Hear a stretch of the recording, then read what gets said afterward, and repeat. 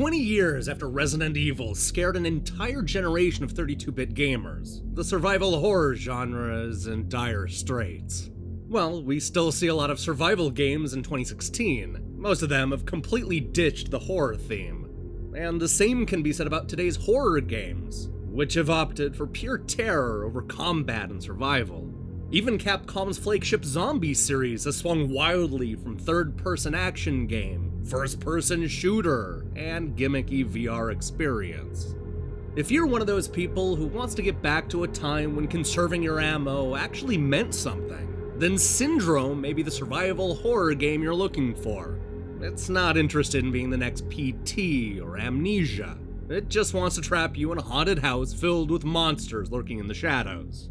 In this case, the haunted house is an abandoned starship. You play Trent Gallon, a member of the crew who prematurely wakes up from his cryo-sleep to discover most of his colleagues have been brutally murdered.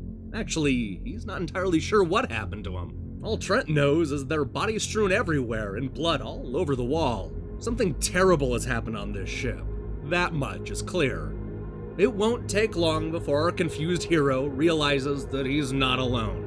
First, he's contacted by Naomi, a strong woman desperate to reunite with Trent. This sounds like a good plan until a mysterious man named Jimmy warns the groggy astronaut that Naomi is killing everybody she finds.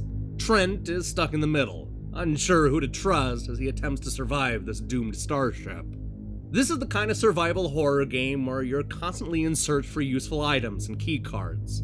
Syndrome is, for better or worse, a series of fetch quests.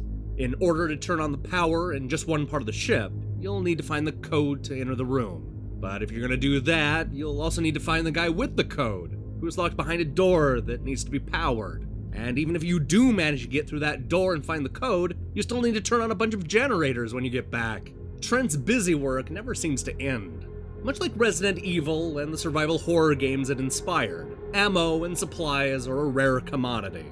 Despite picking up guns and melee weapons, you can't play Syndrome like a first-person shooter. This is more about avoiding enemies than getting into firefights. The weapons are there for those times when you can't escape any other way, but conserving ammo will always be at the back of your head. From the moment Trent wakes up to the very end, I found myself constantly surprised by how effective the horror elements are. Syndrome knows how to set a mood, giving us a setting that's almost entirely drenched in shadows. So much of the game revolves around walking down creepy corridors with flickering lights. And just to add punctuation, the sound design is incredibly eerie. There's something deeply unnerving about the industrial sounds and the howls from the nearby enemies. Unfortunately, some of that terror evaporates when the villains come out of the shadows and we get a good look at what Trent is dealing with. Without spoiling anything, I'll say that the villains run the gamut from genuinely gruesome to kinda goofy. They also tend to be predictable, both in good and bad ways. Those early hours, when you're both literally and figuratively in the dark, are by far the scariest moments in Syndrome. But even in those early hours, there's still a few things holding the game back. For example, the voice acting isn't as effective as the atmosphere.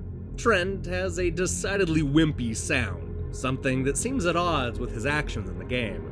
Naomi and Jimmy are better, but none of the voice acting sounds especially natural.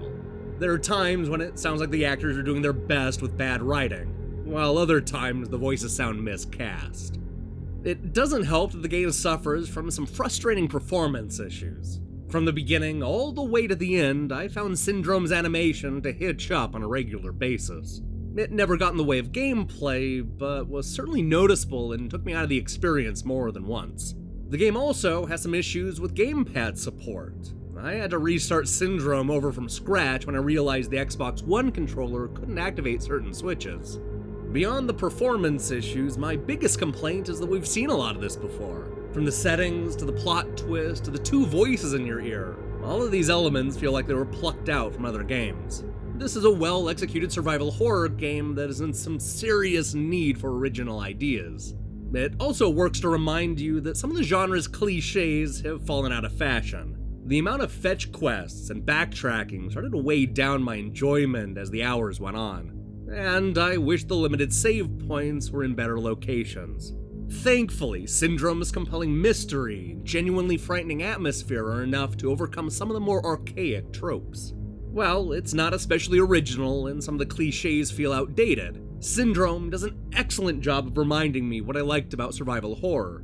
There's some genuinely effective scares to be found in this abandoned ship, and the first few hours are downright unnerving. If you're pining for a survival horror game on Resident Evil's 20th anniversary, then Syndrome is about the closest you're gonna get in 2016. Hey, thanks for watching our review. I've definitely reviewed more stealth games this year than I normally do.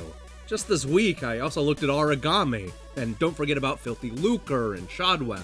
I suppose Syndrome isn't strictly a stealth game. You do have to do a lot of snaking around. Anyway, I still have a bunch of reviews coming up, including games I've been meaning to talk about for weeks now. So I recommend you click that subscribe button and support what we're doing here. Until then.